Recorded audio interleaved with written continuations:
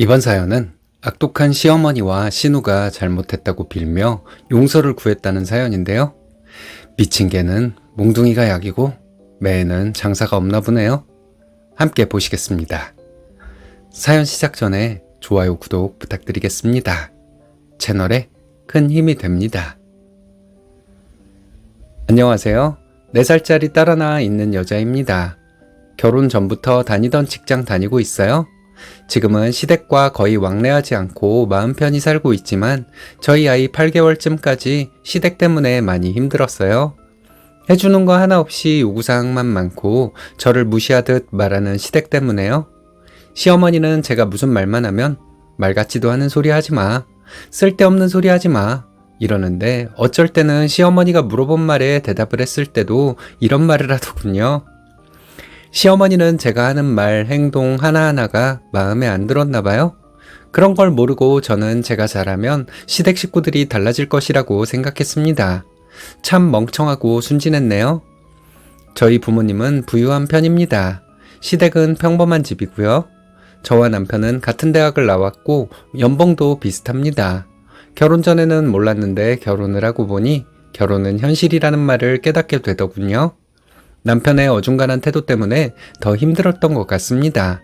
팔이 안으로 굽는 게 당연하다고 이해하고 넘기고 그랬지만 쌓이고 쌓이다 보니 폭발할 수밖에 없더군요. 시댁이 싫다 보니 그 사람들과 피가 섞인 남편도 곱게 보이지 않았어요? 남편과 이혼 위기가 있었지만 지금은 그런대로 잘 지내고 있습니다.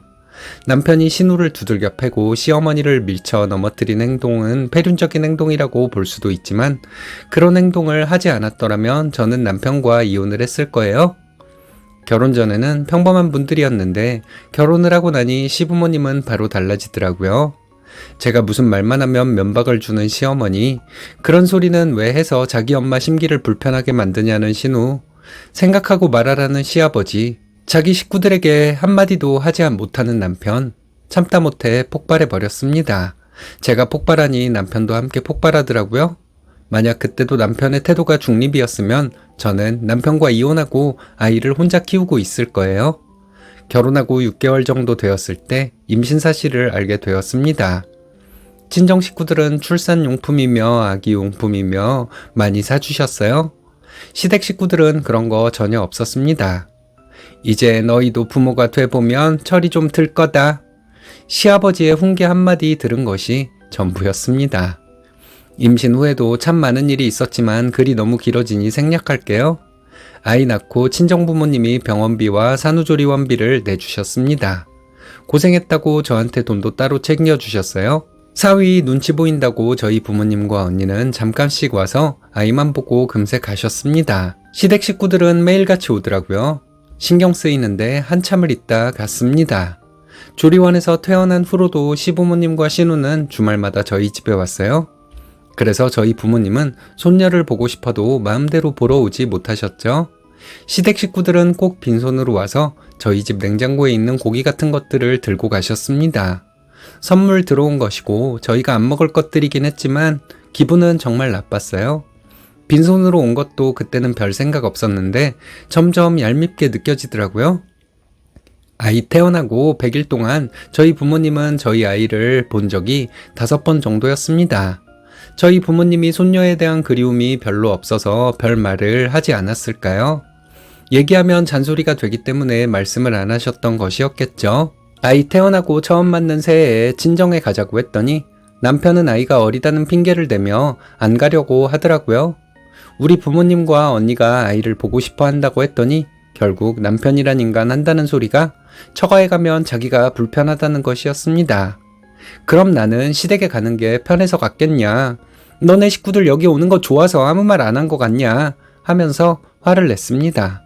남편이 사과를 했지만 마음이 안 풀리더라고요. 그날 시댁 식구들이 저를 대하는 태도나 말하는 것도 나를 무시하는 것 같아서 미치겠다고 해결하지 않으면 너랑 같이 못 산다고 했습니다. 남편은 그때서야 자기 식구들이 잘못한 걸 생각해보는 것 같더라고요.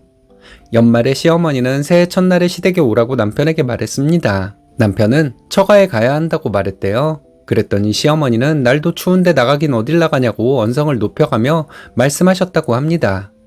그리고는 저에게도 전화해서 똑같은 말씀을 하셨죠. 크리스마스 때도 추웠는데 시댁에 갔었잖아요. 이런 말을 했더니 시어머니는 글쎄 안 된답니다. 그럼 우리 부모님과 언니를 집으로 오시라고 할 것이라 했더니 새해 첫날을 시댁과 시간을 보내야지 무슨 소리를 하고 있는 거냐 하시더군요. 남편에게 말했더니 남편은 난감해 하더라고요. 남편을 보면서 저는 이혼도 불사할 것이라고 결심했습니다.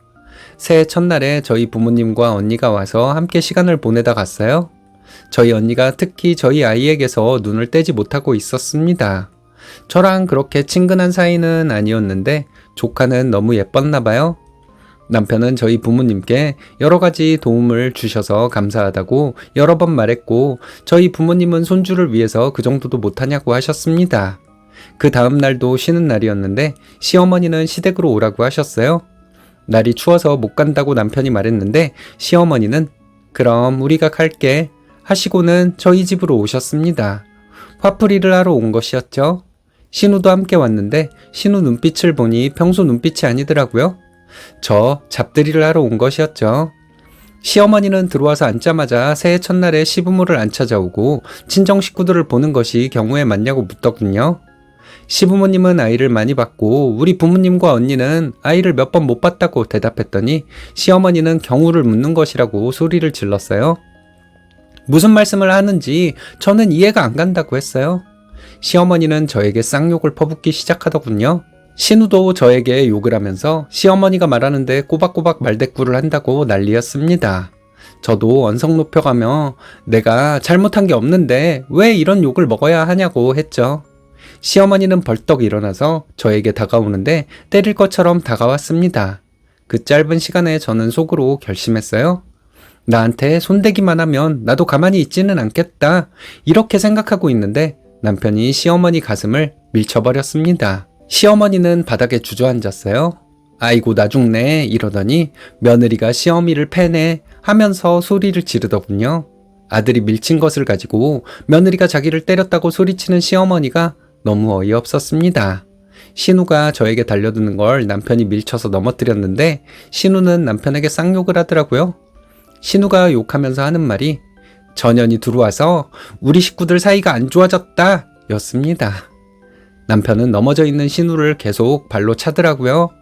남편이 눈이 돌아간 채로 멈추지 않으니까 신우가 오빠 내가 잘못했어 다시는 안 그럴게 미안해 이런 식으로 계속 사과를 했습니다.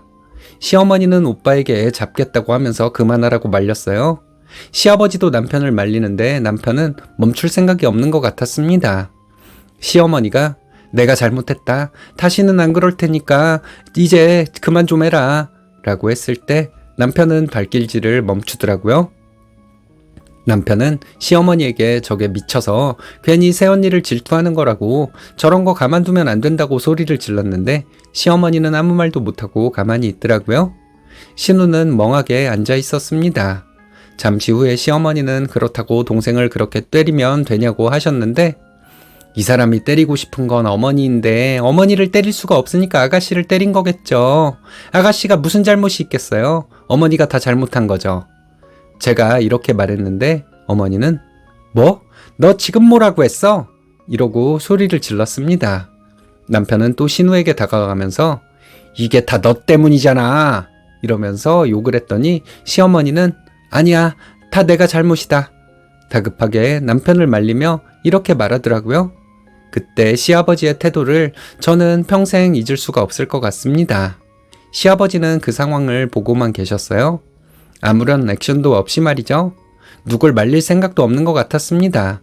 자기한테 피해가 오는 것이 아니면 가만히 있는 가장의 모습. 세상에 이렇게 야비한 사람이 또 있을까 했네요. 남편이 한 번만 더 내 와이프 건드리거나 내 와이프한테 싫은 소리 한마디라도 하면 다 가만두지 않을 거예요. 그런 줄 아세요. 시부모님에게 이렇게 말하더군요. 신우는 한동안 자기 오빠를 고소하겠다고 난리였대요. 시부모님이 하지 말라고 오빠 고소하면 집에서 내쫓겠다고 해서 고소하지 않았습니다. 그리고 그때 있었던 일은 입에 담지 않는 일이 되어버렸어요. 얼마 후에 시어머니가 그때 일을 언급한 적이 있었습니다. 그때는 아범이 잘못했지. 지 마누라 편들어서 동생을 두들겨 팬 건 잘못이지. 하셨는데 어머니가 분란을 자꾸 일으켜서 어머니를 패고 싶은데 그건 못하겠으니까 아가씨를 팬 거잖아요. 다 어머니 잘못이에요. 이랬더니 시어머니는 입을 꾹 다물고 계셨습니다. 그 후로 시부모님과 시누는 저를 함부로 대하지 않았어요. 시댁에 자주 가지도 않았고 시댁 식구들이 저희 집에 오는 것을 남편이 못하게 했습니다.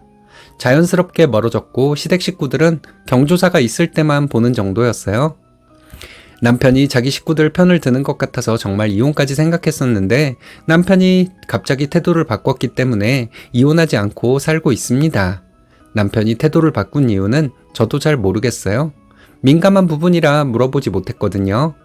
남편에게 친정에 가자는 말을 쉽게 하지는 못하지만 남편이 친정에 가자고 하는 때가 적지 않아서 별 불만은 없습니다. 시어머니 때문에 신우가 자기 오빠에게 두들겨 맞은 것이 좀 마음에 걸리긴 했어요. 야비한 시아버지를 보면 소름이 돋을 정도입니다. 시댁과 멀리하고 살고 있으니 별 불만은 없어요. 글을 어떻게 마무리해야 할지 모르겠네요. 끝까지 읽어주셔서 감사합니다. 무식한 사람들은 만만한 사람은 무시하고 이용해 먹으려 들지만 자기를 위협하는 사람은 존중하고 함부로 못하죠. 상대에 대한 태도를 이런 기준으로 결정하는 게 본인에게 이익이 된다고 생각하는 걸까요? 이런 식으로 살면 주변에 사람이 하나도 남지 않는다는 것을 경험을 통해 알고 있으면서도 계속 그런 식으로 사는 것을 보면 사람은 안 바뀐다는 게 맞는 말 같습니다.